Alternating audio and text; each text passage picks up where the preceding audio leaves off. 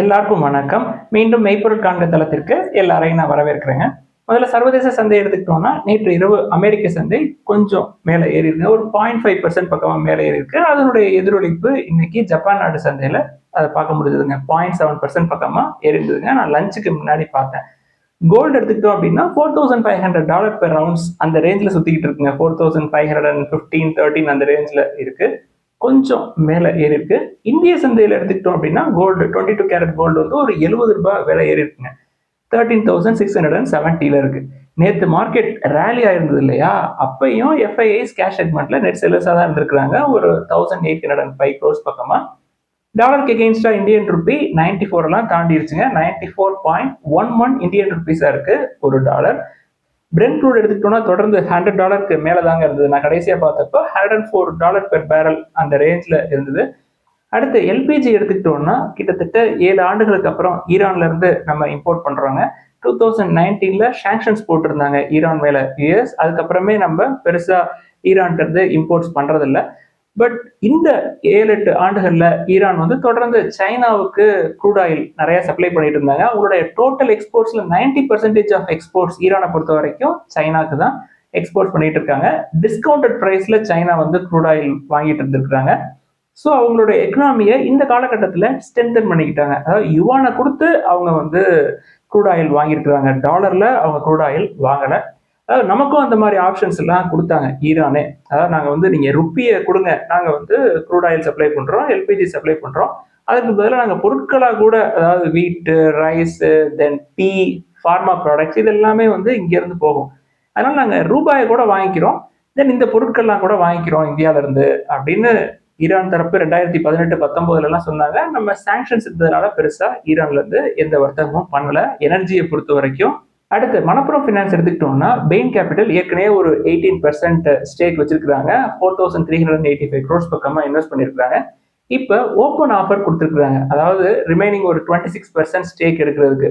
இந்த 26% ஸ்டேக்கு என்ன ரேட்ல அவங்க ஓப்பன் ஆஃபர் கொடுத்துருக்காங்க அப்படின்னா 236 அப்படின்ற ரேஞ்சில் கொடுத்துருக்காங்க. இந்த ஓப்பன் ஆஃபரை பொறுத்த வரைக்கும் ஃபுல்லாக சப்ஸ்கிரைப் ஆகுது அப்படின்ற பட்சத்தில் அவங்களோட ஸ்டேக் வந்து நியர்லி 42% வந்துருங்க. ஜாயின்ட் கண்ட்ரோல் எடுத்துருவாங்க மணப்புரம். இன்னைக்கு ஷேர் ப்ரைஸ் அப்படின்னு பார்த்தோம்னா அது 236க்கு மேலே தான் இருக்கும். மேபி ஓப்பன் ஆஃபர் என்ன ப்ரைஸ் கொடுக்குறாங்களோ அந்த ப்ரைஸ்க்கே கீழே வரலாம், அதற்கு கீழேயும் கூட போகலாம். நம்ம 1.5 டைம்ஸ் புக்கை கனெக்ட் பண்ணிக்குவோம். அதுக்கு கீழே வருது அப்படின்னா பார்த்துக்கலாம். அடுத்து சுலா வினியார்ட்ஸ் எடுத்துக்கிட்டோம்னா கம்பெனி வந்து Moet Hennessy India private limited கூட ஒரு அக்ரிமெண்ட் போட்டிருக்காங்க. இந்த அக்ரிமெண்ட் எதுக்கு அப்படின்னா ஒரு wine production facility and estate இது ரெண்டையும் வந்து அக்வயர் பண்றதுக்கான அக்ரிமெண்ட் போட்டிருக்காங்க. இந்த எஸ்டேட்டை பொறுத்த வரைக்கும் 19 ஏக்கர் எஸ்டேட்னா அந்த எஸ்டேட்டுக்குள்ளேயே ப்ரொடக்ஷன் ஃபெசிலிட்டி இருக்கு அப்படின்னு சொல்றாங்க. எல்லாத்தையும் அக்வயர் பண்றதுக்கு தான் இந்த அக்ரிமெண்ட் போட்டிருக்காங்க. கெப்பாசிட்டி அப்படின்னு எடுத்துக்கிட்டோம்னா ஆனுவல் கெப்பாசிட்டி 4.5 lakh லிட்டர்ஸா இருக்குங்க அவங்க அக்வயர் பண்ண போற ஃபெசிலிட்டியில. அதை வந்து 13 lakh லிட்டர்ஸா கூட ஃபியூச்சர்ல ஸ்கேல் அப் பண்றதுக்கான ஆப்பர்ச்சுனிட்டிஸும் இருக்கு அப்படின்னு சொல்றாங்க. இது சுலா வினியார்ட்ஸ்ல வந்து டெவலப் பண்ணுங்க, கொஞ்சம் காஸ்ட்லி, வெயிட் பண்ணணும். அடுத்து ஹெச்எஃப்சிஎல் எடுத்துக்கிட்டோம்னா கம்பெனியோட கோர் பிசினஸ் அப்படின்றது மேனுஃபேக்சரிங் ஆஃப் ஆப்டிக்கல் ஃபைபர்ஸ் அப்படின்றத நம்ம பல தடவை சொல்லியிருக்கோங்க. கம்பெனி என்ன பண்றாங்க, அவங்களுடைய subsidiary HFCL technologies private limited அதன் மூலமா ப்ரீஃபார்ம் மேனுஃபேக்சரிங் ஃபெசிலிட்டி ஒன்று செட்டப் பண்றதுக்காக ஒரு ₹580 கோடி இன்வெஸ்ட் பண்றாங்க. இந்த ப்ரிஃபார்ம் அப்படின்றது எதுனா இந்த ஆப்டிக்கல் ஃபைபர்ஸ் இருக்கு இல்லையா, அதை ரெடி பண்றதுக்கான ரா மெட்டீரியல், அது பிஇடி அப்படின்னு சொல்லுவாங்க இல்லையா. ஸோ அந்த ரா மெட்டீரியல் ரெடி பண்றதுக்கான ஒரு ஃபெசிலிட்டி செட்டப் பண்றதுக்காக கம்பெனி இன்வெஸ்ட் பண்றாங்க. இந்த இன்வெஸ்ட்மெண்ட் மூலமா ஹெச்எஃப்சிஎலோட கெப்பாசிட்டி அப்படின்றது அடிஷனலா ஒரு 300 million ton per annum add ஆகுங்க. இந்த டிவிஎஸ் ஹோல்டிங்ஸ் எடுத்துக்கிட்டோம்னா கம்பெனி வந்து இன்ட்ரீம் டிவிடெண்ட் அனௌன்ஸ் பண்ணியிருக்காங்க ஷேர் ஹோல்டர்ஸ்க்கு ₹86 பெர் ஷேர் அப்படின்ற மேனிக்கு. ரெக்கார்ட் டேட் வந்து April 2, 2026ங்க. வேல்யூவேஷன் பார்த்தோம்னா ஒரு 10 டைம்ஸ் ஏர்னிங்ஸ் பக்கமாக தான் இருக்கும். பட் ப்ரைஸ் டு புக்கை நம்ம முக்கியமாக பார்க்கணும். 5 டைம்ஸ் இருக்குங்க. இதுக்கு பஜாஜ் ஹோல்டிங்ஸ் ரொம்ப ரொம்ப சீப்பு. அடுத்து எல்ஜி எலக்ட்ரானிக்ஸ் எடுத்துக்கிட்டோம்னா கம்பெனி வந்து 2 நிறுவனம், அதாவது இந்துஜா ரெனியூபிள்ஸ், சன்ஷூர் எனர்ஜி, இந்த 2 நிறுவனத்தோட பவர் பர்ச்சேஸ் டீல் ஒன்று போட்டிருக்கிறாங்க. ஒரு 10 மெகாவாட் பக்கமா பவர் எடுக்கிறதுக்கு அவங்களுடைய மேனுஃபேக்சரிங் ஃபெசிலிட்டியில இது யூஸ் பண்ற மாதிரி தெரியுதுங்க. புனேல ஒரு ஃபெசிலிட்டி இருக்கு, தென் நொய்டால ஒரு ஃபெசிலிட்டி இருக்கு. இந்த 2 நிறுவனத்திட்ட இருந்து அவங்க பவர் எடுக்கிறதுக்கு அக்ரிமெண்ட் போட்டிருக்காங்க. எல்ஜி எலக்ட்ரானிக்ஸை பொறுத்த வரைக்கும் ஐபிஓல அப்பர் பிரைஸ் பேண்ட்ல ஒரு டீசென்டான வேல்யூவேஷன் இருந்ததுங்க, 33-35 டைம்ஸ். இப்போ 60 டைம்ஸ் ஏர்னிங்ஸ் மேலே போயிடுச்சு. ரொம்ப ரொம்ப காஸ்ட்லி, கடன் இருக்காது. Q3லேயே அவங்க பெர்ஃபார்மன்ஸ் பெருசாக காட்டல. அடுத்து மனிஷ் ஃபார்மா எடுத்துக்கிட்டோம்னா US based private equity firm Warburg Pincus வந்து மனிஷ் ஃபார்மாவுடைய ஃபார்முலேஷன் பிஸ்னஸை அக்வயர் பண்ணுறதுக்கான இனிஷியல் டாக்ஸில் இருக்கிறாங்க. இதுக்காக கம்பெனி வந்து ஒரு 1800 crores வரைக்கும் இன்வெஸ்ட் பண்ணுறதுக்கு தயாராக இருக்கிற மாதிரி செய்தி. அடுத்து நாட்கோ ஃபார்மா எடுத்துக்கிட்டோம்னா கம்பெனி வந்து அக்ரோகெமிக்கல் பிஸ்னஸை நாங்கள் தனியாக டிமர்ஜ் பண்ணுவோம் அப்படின்னு முற்காலங்களில் சொல்லியிருந்தாங்க.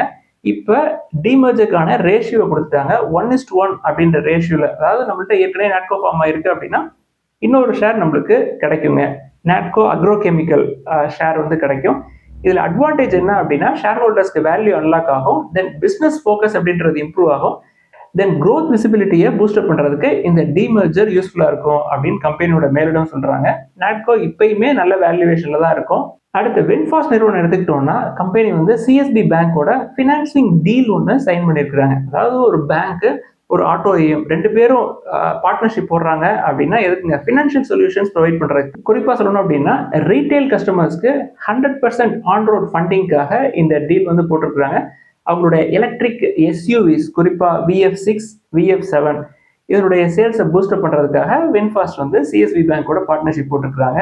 அடுத்து வின்ஃபாஸ்ட்ல இன்னொரு அப்டேட் என்னன்னா கம்பெனி வந்து பெங்களூர்ல அவங்களுடைய 50th ஷோரூமை ஓபன் பண்ணியிருக்காங்க. கம்பெனி என்ன சொல்றாங்க, எங்களுடைய டார்கெட் வந்து இயர் எண்டுக்குள்ள 60 சிட்டிஸ்ல 75 அவுட்லெட்ஸ் வந்து நாங்கள் ஓப்பன் பண்ணோம் அப்படின்னு சொல்லியிருக்காங்க. அடுத்து ஸ்ரீராம் ஃபினான்ஸ் எடுத்துக்கிட்டோம்னா கம்பெனியில மிட்சுபிஷி யூஎஃப்ஜே ஃபினான்சியல் குரூப் வந்து ஒரு 39,618 crore இன்வெஸ்ட் பண்றதுக்கான அப்ரூவலை காம்படிஷன் கமிஷன் ஆஃப் இந்தியா கொடுத்துருக்காங்க. இந்த இன்வெஸ்ட்மெண்ட் அப்படின்றது இந்த செக்டார் என்பிஎஃப்சியை பொறுத்த வரைக்கும் லார்ஜஸ்ட் எஃப்டிஐங்க இந்தியாவிலேயே.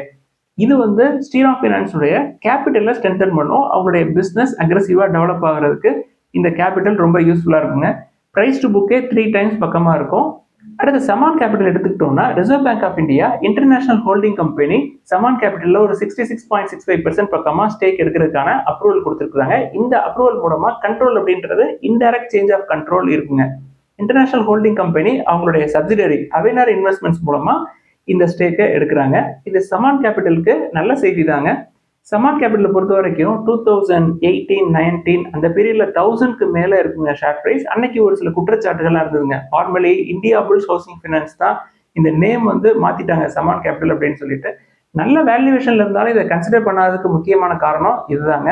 அடுத்து காத்தக் மஹேந்திரா பேங்க் எடுத்துக்கிட்டோம்னா ஹரியானா கவர்மெண்ட் வந்து அவங்களுடைய எஃப்டிஸ்ல ஒரு சில டிஸ்கிரிபன்சிஸ் இருக்கிற மாதிரி ஐடென்டிஃபை பண்ணிருக்காங்க. ஒரு 150 crores பக்கமா ஒரு 150 to 60 crores வந்து ஃப்ராட் நடந்த மாதிரி செய்தி. முழு விவரம் நான் இன்னும் படிக்கல. நாளை மறுதினம் இதை பத்தி டீட்டெயிலா பேசலாம். அடுத்து இன்ஃபோசிஸ் எடுத்துக்கிட்டோம்னா கம்பெனி வந்து ஆப்டினம் ஹெல்த் கேர் ஐடியை அக்வயர் பண்றாங்க. இதுக்காக கம்பெனி வந்து ஒரு $465 million இன்வெஸ்ட் பண்றாங்க. இந்த இன்வெஸ்ட்மெண்ட்ஸ் மூலமா கம்பெனியுடைய ஹெல்த் கேர் கேப்பபிலிட்டிஸ் அப்படின்றது ஸ்ட்ரென்தன் ஆகுங்க. அது போக கிளவுடு, ஏஐ, தென் டிஜிட்டல் ஆஃபரிங்ஸ்லாம் வந்து எக்ஸ்பேண்ட் ஆகும். ஐடியை பொறுத்த வரைக்கும் செலக்டிவாக இருக்கணும், பெரிய பிளேயர்ஸை நம்ம எப்பொழுதுமே பார்ப்போம் அப்படின்னு சொல்றதுக்கு முக்கியமான காரணம் இதுதாங்க. அவங்கள்ட்ட கேஷ் இருக்கும், ஈஸியாக இந்த பிஸ்னஸையும் அக்வயர் பண்ணுறதுக்கு அவங்களுக்கு ஸ்ட்ரென்த் இருக்கும். அதனால தான் நம்ம லார்ஜ் கேப்பை எப்பொழுதுமே பார்ப்போம். ஐடியை பொறுத்த வரைக்கும் பெரும்பாலும் நம்ம விப்ரோவை தான் பார்ப்போம். அடுத்து ஐபிஓ அப்டேட்னு பார்த்தோம்னா ஜியோ இன்ஃபோகாம் ஐபிஓவை நம்ம H1 Financial 26ல எதிர்பார்க்கலாம்னு நினைக்கிறேங்க. செபி கிட்ட draft red hearing prospectus submit பண்றதுக்கான வேலையில ஈடுபட்டு இருக்காங்க. ஃபாரின் இன்வெஸ்டர்ஸ் நிறைய இன்வெஸ்ட் பண்ணிருக்காங்க. ஸோ OFSல அவங்க எல்லாம் வெளில போறதுக்கு வாய்ப்புகள் நிறைய இருக்கு. அடுத்து அதானி குழுமம் எடுத்துக்கிட்டோம்னா கூகுள், மெட்டா போன்ற நிறுவனங்களோட பேச்சுவார்த்தையில் ஈடுபட்டு இருக்காங்க. இந்தியாவில் அவங்களோட டேட்டா சென்டர் பிசினஸ்க்கு பார்ட்னர்ஷிப் பிடிக்கிறதுக்காக பேச்சுவார்த்தை நடத்திட்டு இருக்காங்க. அதே மாதிரி வால்மார்ட் பேக்டு பிளிப்கார்ட்டும் இந்த பெரிய குழுமங்களோட பேச்சுவார்த்தை நடத்திட்டு இருக்காங்க டேட்டா சென்டர் பிசினஸ்க்காக. அடுத்து NDR இன்விட் ட்ரஸ்ட் எடுத்துக்கிட்டோம்னா கம்பெனி பாண்ட் இஷ்யூ பண்ணி ஒரு 410 crores வரைக்கும் ஃபண்ட் ரைஸ் பண்ணியிருக்காங்க. இந்த ஃபண்ட் எதுக்கு அப்படின்னா லாஜிஸ்டிக்ஸ் அண்ட் வேர்ஹவுசிங் போர்ட்ஃபோலியோவை எக்ஸ்பேண்ட் பண்றதுக்கு, அக்வயர் பண்ணி எக்ஸ்பேண்ட் பண்றதுக்காக இந்த ஃபண்டை யூஸ் பண்ற மாதிரி தெரியுதுங்க. NBR இன்விட் ட்ரஸ்ட்டை பொறுத்த வரைக்கும் டீசென்டான லெவல்ல தான் இருக்கும் வேல்யூவேஷன்ஸ். லாஜிஸ்டிக்ஸ் வேர்ஹவுசஸ்ல ஈடுபாடு இருக்கிறவங்க தொடர்ந்து வாட்ச் பண்ணலாம். அடுத்து எக்ஸைட் எடுத்துக்கிட்டோம்னா கம்பெனி வந்து அவங்களுடைய சப்சிடரி எக்ஸைட் எனர்ஜி சொல்யூஷன்ஸ் லிமிடெட்ல ஒரு 450 crore ஃபண்ட் இன்ஃபியூஸ் பண்ணியிருக்காங்க ஃப்ரெஷ்ஷா. அதாவது ஏற்கனவே அவங்க நிறைய இன்வெஸ்ட் பண்ணிருக்காங்க. இந்த இன்வெஸ்ட்மெண்ட்டோட சேர்த்து டோட்டல் இன்வெஸ்ட்மெண்ட்ஸ் அப்படின்றது 4800 crore பக்கமா இருக்குங்க. கம்பெனியை பொறுத்த வரைக்கும் பெங்களூர்ல lithium ion giga factory ready பண்ணிட்டு இருக்காங்க. எக்ஸைட் எடுத்துக்கிட்டோம்னா ஒரு 31 times earnings இருக்குங்க. பிரைஸ் டு புக் 1.7 பக்கமா தான் இருக்கும். இதே செக்டர்ல இருக்கக்கூடிய அமர் ராஜா பார்த்தோம் அப்படின்னா 17 times தான் earnings இருக்கும். அதுவும் பிரைஸ் டு புக் 1.7 தான். எக்ஸைட் பயங்கரமா கீழே இறங்கி வந்திருக்குங்க. என்ன காரணம் அப்படின்னா எஃப்ஐஎஸ் அக்ரெசிவா வித்துருக்காங்க. 22% பக்கமா இருந்திருக்குங்க டிசம்பர் 2024ல. இப்போ அது 16 or 17% குறைஞ்சிருக்கு. வேல்யூவேஷன் அதிகமா இருந்தது, வித்துருக்காங்க. அதே மாதிரி அமர் ராஜாலையும் பயங்கரமா ரேலி ஆயிருந்தது. அங்கேயும் வந்து ப்ராஃபிட் புக்கிங் கண்டினியூ ஆகுது. எக்ஸைடா அமர் ராஜா அப்படின்னு கேட்டா நம்ம பல தடவை சொல்லியிருக்கோம். அமர் ராஜா நல்ல வேல்யூவேஷன்ல இருக்கு. டெட் எடுத்துக்கிட்டாலும் எக்ஸைடை கம்பேர் பண்றப்ப அமர் ராஜாக்கு டெட் கம்மி. அடுத்து இன்னைக்கு ஒரு சில கேள்விகளை மட்டும் பார்ப்போங்க. ஃபர்ஸ்ட் ஒரு நண்பர் வந்து ஒன் சோர்ஸ் ஸ்பெஷாலிட்டி ஃபார்மா அப்படின்னு நிறுவனத்தை பத்தி எழுதிருக்காங்க. ஒரு 15,000 crore மார்க்கெட் கேப் கம்பெனிங்க. நம்மளுக்கு லார்ஜ் கேப்பான டாக்டர் ரெட்டியே லோயர் லெவல்ல கிடைக்குதுங்க. நம்ம மெதுவாக அக்யூமுலேட் பண்றதுக்கு அது அங்கேயே தான் சுத்திட்டு இருக்கு. கடன் கம்மியான business, large cap business. So கான்ஃபிடென்ட்டா அதை பார்க்கலாம். Small cap, mid cap pharma side போகணும் அப்படின்ற அவசியம் கிடையாது.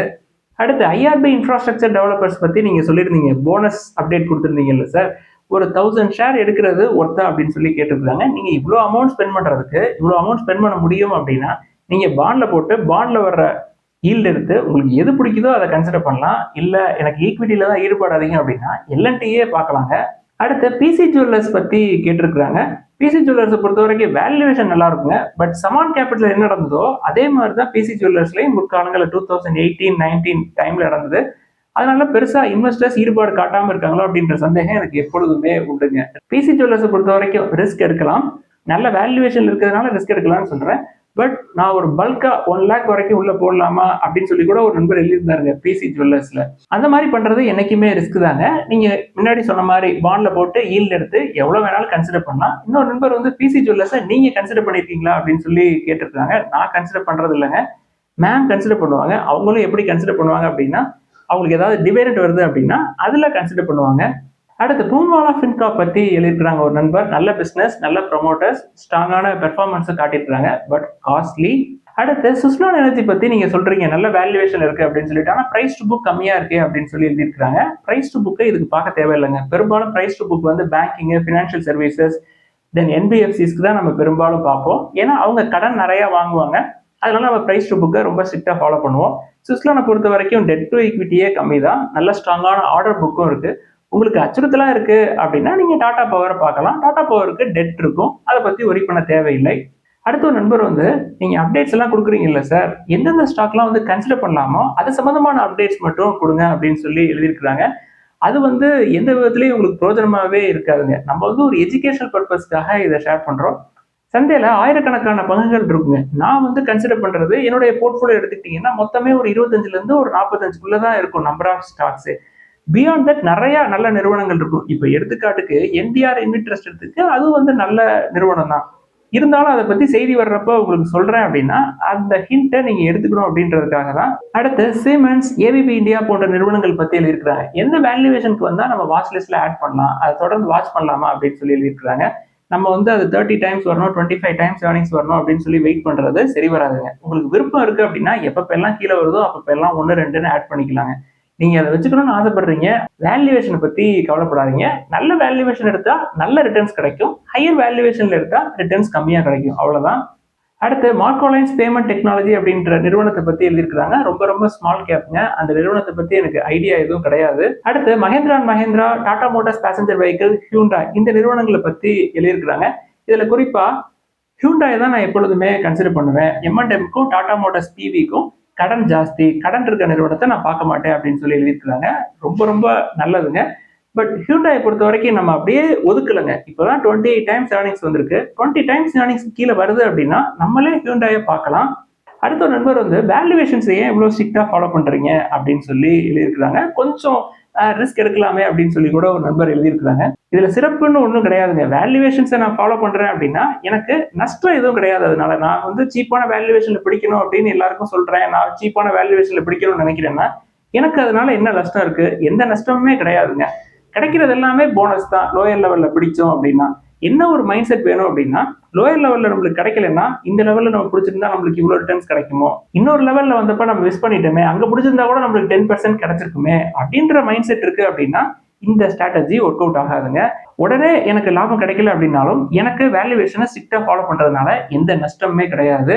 இதெல்லாம் தான் இந்த பதிவுல முக்கியமா டிஸ்கஸ் பண்ணணும்னு நினைச்சோம். முதலீடுகள்ல ஏதாவது சந்தேகங்கள், கேள்விகள் இருந்தா எல்லாத்தையும் எழுதுங்க. எல்லாருக்கும் நன்றி.